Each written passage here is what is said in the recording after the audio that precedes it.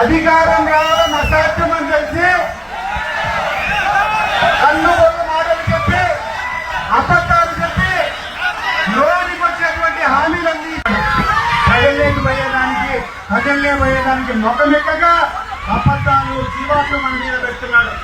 కానీ ఒకవైపు ఈయన పెట్టినటువంటి అబద్ధాలు, ఒకవైపు ఈయన చేసినటువంటి విమర్శలు ప్రజలందరూ కూడా ఆశీర్వాదాలుగా తీసుకొని జగన్మోహన్ రెడ్డి ఎక్కడికి పోతే అక్కడ సంఘోపంగా వచ్చి జగన్మోహన్ రెడ్డి నాయకత్వంలోనే ఈ రాష్ట్రం అన్ని రకాలుగా సుభిక్షంగా ఉంటుందని చెప్పి వాళ్ళ యొక్క మద్దతు తెలుస్తున్నారు.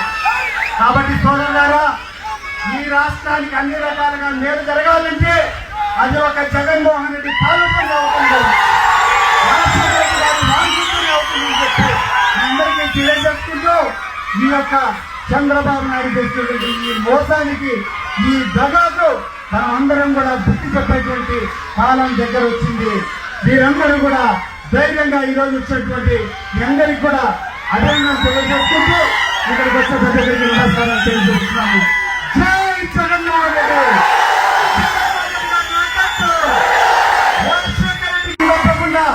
ఎవరైతే అప్లోడ్ చేశారో ప్రతి ఒక్కటి అనంతరం వచ్చేటువంటి మరుసటి రోజు వాళ్ళకి పెన్షన్ వచ్చేటువంటి కార్యక్రమం ఉండాలన్నది. మరి ఒక సంవత్సరం నుంచి ఈ రోజు ఎదురు చూస్తున్నారు. అనేక మంది అర్హత సాధించినటువంటి మహిళలు, వృద్ధులు వీళ్ళందరూ కూడా ఒకరికైనా కొత్తగా పెన్షన్ వచ్చినాయా అది కాకుండా ఈరోజు గ్యాస్ పథకం ఇచ్చారని చెప్తున్నాడు. సోదరులారా, మీరు చెప్పండి, మీ ఊళ్ళలో ఉన్నటువంటి ప్రతి ఒక్కరికి ఈ యొక్క గ్యాస్ సబ్సిడీ అందినాయా మీరు ఒకసారి ఆలోచన చేయండి. మీరు గొప్పని చెప్పుకుంటే ఈ రెండు తప్ప ఏ కార్యక్రమం కూడా ముసులు పెట్టలేదు. ఈ రెండు కార్యక్రమం కూడా పూర్తి లోపాయిస్తకంగా అవకతవకమైందా లేదా మీరు ఒకసారి ఆలోచన చేయండి. ఇక మిగిలినటువంటి హామీలన్నీ ఈ యొక్క అమ్మఒడికి సంబంధించినటువంటి తల్లికి వందనం ఎక్కడైనా వచ్చింది ₹1 ఎవరికైనా 15,000 వచ్చాయా, ఎవరికైనా 18,000 వచ్చాయా, ఎవరికైనా 36,000 వచ్చాయా, రైతులకి ఎవరికైనా 20,000 వచ్చిందా ఒకసారి ఆలోచన చేయండి. ఇప్పటికే ఇక్కడటువంటి ప్రతి ఒక్క కుటుంబానికి ₹1,00,000 పైన నష్టం ఈ రోజు ఈ యొక్క చంద్రబాబు నాయుడు గారిని నమ్ముకునే దానిలో వచ్చింది. ఇది వాస్తవం కాదా అని రానా పెద్దగా చాలా గొప్పలు చెప్తున్నాడు.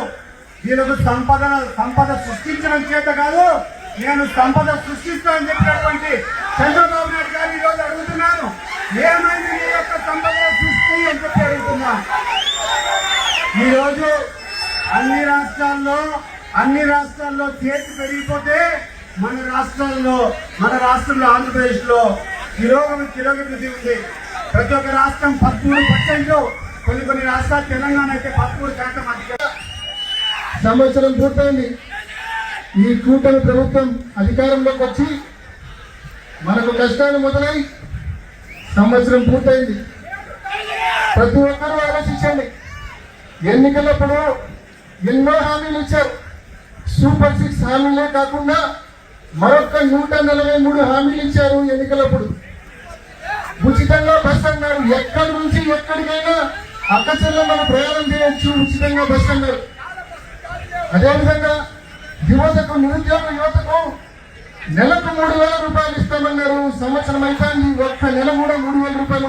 ఈ ర్యాలీ కార్యక్రమానికి ఇంత పెద్ద ఎత్తున పోటెత్తిన వైఎస్ఆర్ కాంగ్రెస్ పార్టీ కార్యకర్తలకు, నాయకులకు, ప్రజానికి ప్రతి ఒక్కరికి కూడా ధన్యవాదాలు తెలియజేస్తూ ఇక్కడ నుంచి మనం ఆర్టీఓ ఆఫీస్ వరకు ర్యాలీగా వెళ్ళి అక్కడ మన వినతి పత్రం సమర్పించి అక్కడ కంక్లూడ్ చేద్దామనే విషయాన్ని కూడా మరొకసారి మీ అందరికీ తెలియజేస్తూ ఈ ర్యాలీలో కూడా ప్రతి ఒక్కరు పాల్గొనవలసిందిగా కోరుకుంటూ మరొకసారి ఈ కార్యక్రమం మనం చేస్తా ఉంటే, మన గతంలో చేసి ఉంటే ఈ సంవత్సర కాలంలో మీరు ఏమీ చేయకుండా కేవలం అబద్ధాలతో కాలం గడుపుతా ఉన్నారు, కేవలం కక్ష సాధింపుతో కాలం గడుపుతా ఉన్నారు, కేవలం దోపిడీతో కాలం గడుపుతా ఉన్నారు. దోపిడీ గురించి చెప్పాల్సి వస్తే చక్రపేట మండలంలో బాగా తెలుసు. దాదాపు సుమారు కాళ్ళ దగ్గర పాపాగ్ని నదిని ఏ రకంగా నిలువున దోపిడీ చేస్తూ ఉన్నారో ఈ కూటమి నాయకులు మనం చూస్తూ ఉన్నాం. రోజుకు ఉచిత ఇసుక పేరుతో ₹14,000 ఒక్కొక్క ట్రక్కు తీసుకుంటూ రోజుకు 150 ట్రక్కులు ప్రతిరోజు ఇక్కడ కుమారపాలెం నుంచి చక్రాయపేట మండలం నుంచి బయట రాష్ట్రాలకు తరలిస్తా ఉన్నారు. వేముల మండలంలో ఇష్టం వచ్చినట్టు కవిజాలు దోపిడీ చేశారు, బెరోడీస్ దోపిడీ చేశారు. సంక్రాంతి రోజు ఒకే రాత్రి 15 కోట్ల రూపాయల బెరోడీస్ కవిజాలు ఇక్కడ ఉన్న ఇన్ఛార్జి అక్కడ మండల నాయకులు దోపిడీ చేశారు. టీడీపీలోని కొందరు నాయకులు, అందరూ కాకపోవచ్చు, కొంతమంది అమాయకమైన నాయకులు కార్యకర్తలు అందులో ఉండొచ్చేమో, బట్ టీడీపీలోని కొందరు నాయకులు, ఇన్ఛార్జి చుట్టూ ఉండే కొందరు నాయకులు ఈ నియోజకవర్గాన్ని ఎంత విలువగా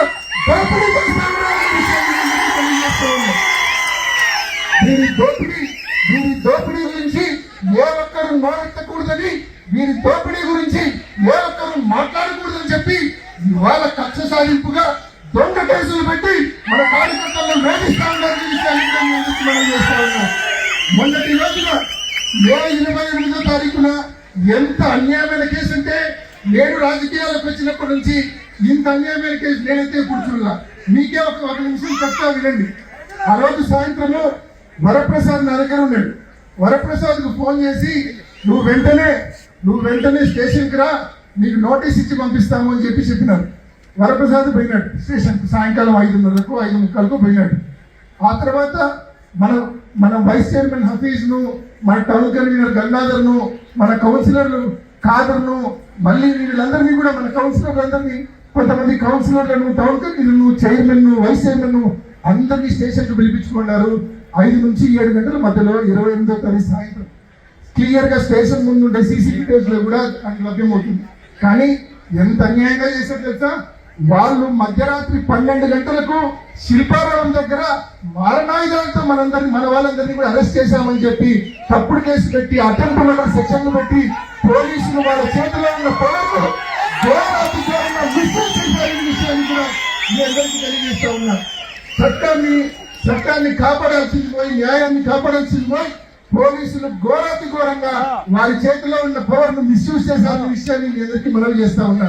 నిజంగా ఈ కార్యకర్తలను జైల్లో ఉండగా నిన్న మధ్యాహ్నం నేను పరామర్శించడానికి పోతే నిజంగా వాళ్ళని చాలా వేధించారు, చాలా ఘోరంగా కొట్టినారు, చాలా బాధల్లో ఉంటారు. కాబట్టి నేను వాళ్ళకి ధైర్యం చెప్పడానికి పోతే వాళ్ళు ఇన్ రిటర్న్ ఎన్ని అవమానాలైనా ఎదుర్కొంటాం, నువ్వు ముందు ధైర్యంగా ఉండు, నువ్వు బాధపడద్దు,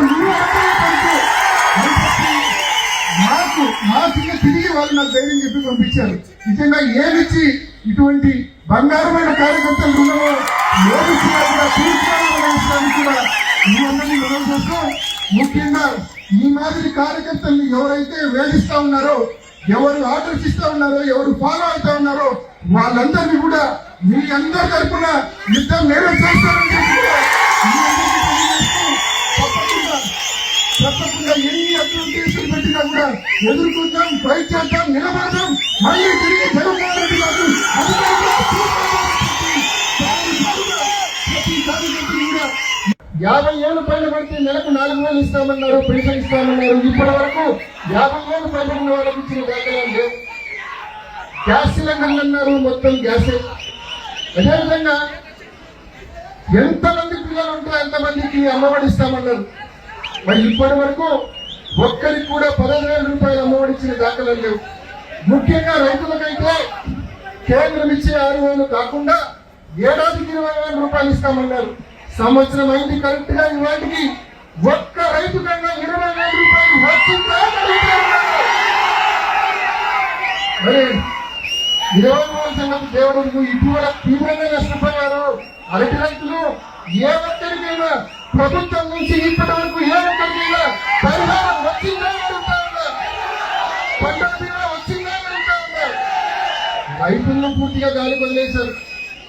18 ఏళ్ళు నిండితే 59 ఏళ్ల వరకు మహిళలకు ప్రతి ఒక్కరికి నెలకు 15,000 చొప్పున ఏడాదికి 18,000 ఇస్తామన్నారు. మహిళలను పూర్తిగా గాలి వదిలేశారు, రైతులను గాలి వదిలేశారు, అమ్మఒడి ఇవ్వకుండా పిల్లలను గాలి వదిలేశారు. అదేవిధంగా నిరుద్యోగ వృత్తి ఇవ్వకుండా యువతను గాలి వదిలేశారు. అన్ని వర్గాల ప్రజలను ఒక సంవత్సరంలో నిత్యంలో మోసం చేసిన ప్రభుత్వం ఈ తెలుగుదేశం ప్రభుత్వం అనే విషయాన్ని మీ అందరికీ మనం చేస్తా ఉన్నాం. ఎన్నికలప్పుడు బాబు షూరిటీ భవిష్యత్తు గ్యారంటీ అన్నారు, కానీ బాబు షూరిటీ మోసం గ్యారంటీ అయిపోయింది. మనందరం పరిస్థితి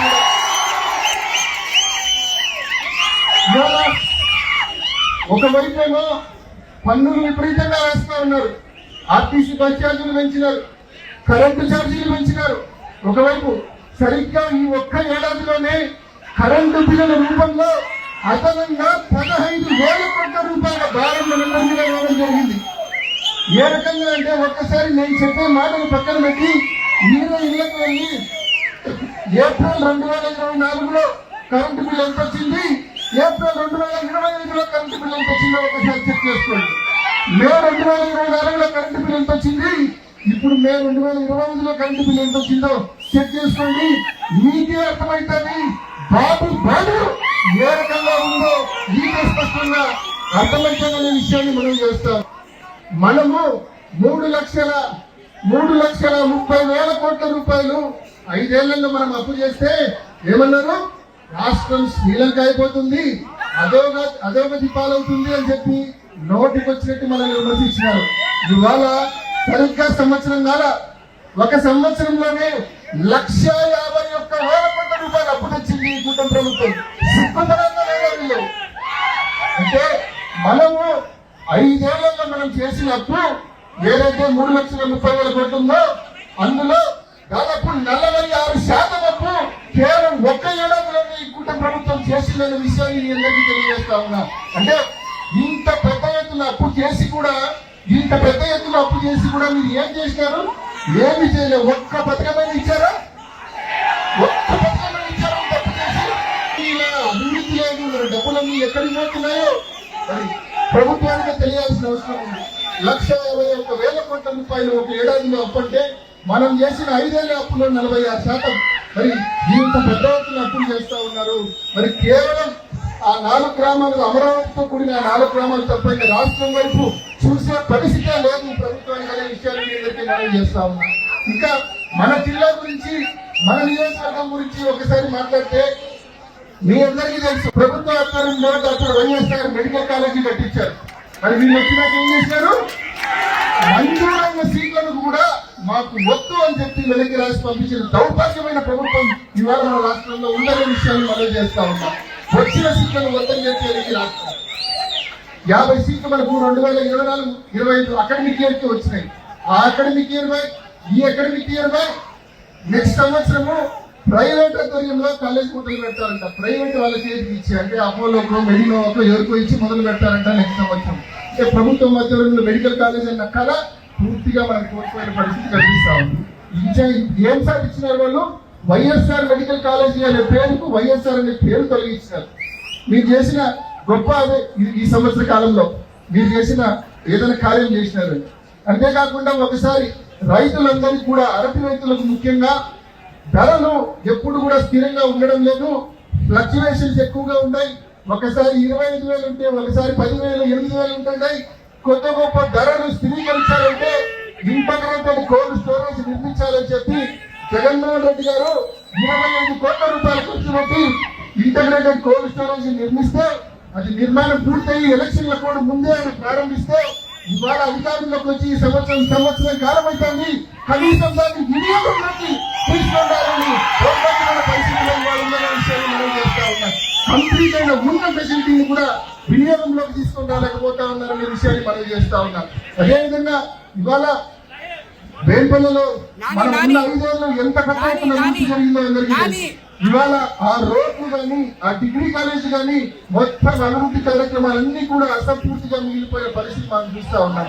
అదేవిధంగా చక్రాపేట మండలానికి ఒక్కటికే మరి లింగాల బ్రాంచ్ నీళ్లు కానీ, పీబీసీ నీళ్లు కానీ, జీకేఎల్ ద్వారా కానీ, ఈ 3 స్కీముల ద్వారా మనం చక్రాపేటకు నీళ్లు ఇవ్వలేని పరిస్థితి ఉంది. కాబట్టి జిఎన్ఎస్ఎస్, హెచ్ఎన్ఎస్ఎస్ స్కీమ్ ద్వారా కాలేజీ వాళ్ళు 1.3 టీఎంసీ కెపాసిటీ కట్టి తద్వారా చక్రాపేట మండలంలోని 40 చెరువులకు నీళ్లు ఇవ్వాలని చెప్పి జగన్మోహన్ రెడ్డి గారు మరి ఆ పథకాన్ని తీసుకొస్తే కాలేజీ నిర్మిస్తే ఈ అధికారంలోకి వచ్చిన సంవత్సరం కాలంలో ఎక్కడ వేసిన కొంగని ఎక్కడ ఉన్న చిన్నంగా ఏ ఒక్క ₹1,00,000 కూడా కనీసం చేయాలి. అయితే ఈ సంవత్సర కాలంలో ఇంత దౌర్భాగ్యమైన పరిస్థితుల్లో మనం ఉన్నామనే విషయాన్ని మనం చేస్తా ఉన్నాం.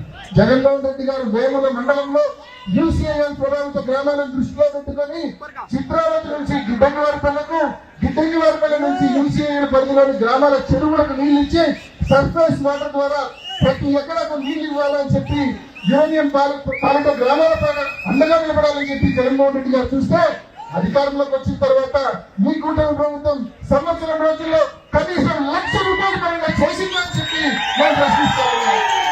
ఈ మాదిరి ఒక్కటంటే ఒక్క కార్యక్రమం చేపట్ల పూర్తిగా అన్ని అభివృద్ధి కార్యక్రమాలు పూర్తయినవి వినియోగంలోకి తీసుకొని రాలేకపోయినారు, అసంపూర్తిగా ఉన్నవి ముందుకు తీసుకెళ్లలేకపోయారు. ఏ ఒక్క పనికి వచ్చే పని కూడా చేయని పరిస్థితి మనం చూస్తా ఉన్నాం. అంతేకాకుండా కార్యక్రమాలు విస్మరించడమే కాకుండా ఇంకోవైపు గొప్పలు చెప్పుకోవడం ఒకసారి చూడండి. ఏమనంటే పులివెందుల మున్సిపాలిటీకి మేము ఎప్పుడు ఎవరు నీళ్ళైనా మేము నీళ్ళు ఇస్తామంటారు. నిజంగా సిగ్గుచేటి కాదని చెప్పుకోవడం నోరు గడిస్తే అబద్ధాలు. నేను చెప్తా ఉన్నా, జగన్మోహన్ రెడ్డి గారు వాటర్ గ్రిడ్ పథకము దాదాపు 400 కోట్ల రూపాయలు వెచ్చించి చిత్రావతి నుంచి పులివెందుల నియోజకవర్గంలోని చక్రాపేట వరకు, సింహాచలం వరకు, అంటే పైడిపాలెం వరకు, ఈ పక్క నాలుగుపల్లి వరకు ప్రతి ఇంటికి వాటర్ ఇవ్వాలని చెప్పి వాటర్ గ్రిడ్ పథకాన్ని, ఇంటింటికి నీళ్ళు ఇచ్చే పథకాన్ని జగన్మోహన్ రెడ్డి గారు తీసుకొచ్చారు. దాంట్లో ఈ పథకం నిర్మాణంలో ప్రధానంగా ఏముంటాయి? తాగునీళ్ళ పథకం అంటే DI pipe line, GI pipe line, PVC pipe line ఉంటాయి. ఆ తర్వాత ఓహెచ్ఎస్ఆర్ ట్యాంకులు, జిఎల్ఎస్ఆర్ ట్యాంకులు, సంపులు ఇటువంటివి ఉంటాయి. సంపుల నిర్మాణంలో మొత్తం ఈ నియోజకవర్గం మొత్తానికి ఈ పథకానికి సంబంధించిన సంపూర్ణ నిర్మాణంలో 80% జగన్మోహన్ రెడ్డి గారి హయాంలోనే పూర్తయిన విషయాన్ని మనం చేస్తా ఉన్నాం. మే 2024 నాటికే 80% సంపూర్ణ పూర్తయిన విషయాన్ని మీ అందరి దృష్టికి తెస్తా ఉన్నా. అదేవిధంగా పైప్ లైన్ కూడా 56% లెంత్ పైప్ లైన్లు మరి మనం మే 2024 నాటికే పూర్తయిన విషయాన్ని మీ అందరికి మనం చేస్తా ఉన్నాం. మరి ఈ మాదిరి పైప్ లైన్ పూర్తి చేస్తే ఈ రోజు మీరు వచ్చి రింగ్ రోడ్డు దగ్గర నుంచి ఈ పక్క జూనియర్ కాలేజ్ దగ్గర ట్యాంక్ వరకు నీళ్లు కనెక్షన్ ఇచ్చి మేమే నీళ్ళు ఇచ్చినామని చెప్పి సంకల్పం గుద్దుకుంటే ప్రజలు నమ్ముతారా అని చెప్పి అడుగుతా ఉన్నారు. ఆర్లపల్లి నుంచి ఇక్కడ రింగ్ రోడ్డు వరకు నీళ్లు తెచ్చిన జగన్మోహన్ రెడ్డి గారి గురించి గొప్పగా చెప్పుకుంటారా, లేకుంటే రింగ్ రోడ్డు నుంచి జూనియర్ కాలేజ్ వరకు కనెక్షన్ ఇచ్చిన మీ గురించి గొప్పగా చెప్పుకుంటారా ప్రజలనే విషయాన్ని నేను ప్రశ్నిస్తా ఉన్నా. ఇలా ఒకసారి ఆలోచించండి. లాస్ట్ ఐదేళ్లలో మీరు ఒకసారి చూస్తే సిపిఆర్ కెపాసిటీ ఎంత ఉందబ్బా? 2019 నాటికి 6 టీఎంసీలు మాత్రమే ఉంది. ఏ రోజు 5-6 టీఎంసీలకు మించి మనం సిపిఆర్ లో పూర్తిగా నీరు నిల్వ చేయలేని పరిస్థితి ఉంది. జగన్మోహన్ రెడ్డి గారు ముఖ్యమంత్రి అయినాక 270 కోట్ల రూపాయలు ఖర్చు పెట్టి 4 గ్రామాల ప్రజలకు R&R డబ్బులు చెల్లించి 10 టీఎంసీల నీరు నిల్వ చేసిన ఘనత జగన్మోహన్ రెడ్డి గారు విషయాన్ని చేస్తాను. అదేవిధంగా మనం అధికారంలోకి వచ్చే నాటికి గండికోటలో 7 నుంచి 8 టీఎంసీలు మాత్రమే నిల్వ చేసే పరిస్థితి ఉంది. 2019లో జగన్మోహన్ రెడ్డి గారు ముఖ్యమంత్రి అయినాక దాదాపు 1000 కోట్ల రూపాయల పైన ఖర్చు చేసి 18 గ్రామాలకు R&R డబ్బులు చెల్లించి గండికోటలు 8 నుంచి 27 టీఎంసీల నీళ్లు నిల్వ చేసే పరిస్థితికి జగన్మోహన్ రెడ్డి గారు తీసుకొచ్చే విషయాన్ని మీ అందరికీ మనం చేస్తా ఉన్నాం.